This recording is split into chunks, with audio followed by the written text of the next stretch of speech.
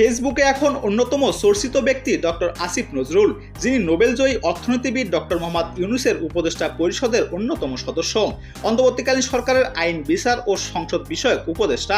ব্যক্তিজীবনে প্রয়াত কথাসাহিত্যিক হুমায়ুন আহমেদের মেয়ে শিলা আহমেদের স্বামী।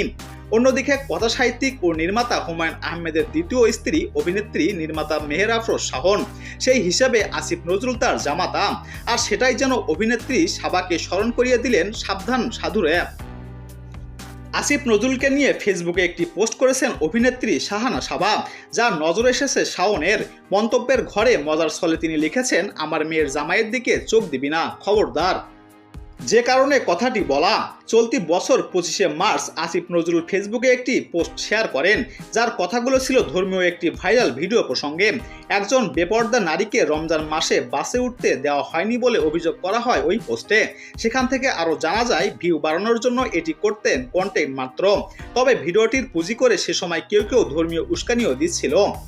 অভিনেত্রী সোহানা সাবা সেই পোস্টটি শেয়ার করে লিখেছেন, আজকাল স্যারের ফেসবুক পেজ ঘুরে খুব ভালো লাগে, আমি তার ফ্যান গার্ল। প্রত্যুত্তরে হুমায়ুন পত্নী বলেন, আমার মেয়ে জামাইয়ের দিকে চোখ দিবি না, খবরদার। শাওনের এ কথার উত্তর দিয়েছেন সাবা, লিখেছেন, আপু আমি স্যারের ফ্যান গার্ল মাত্র।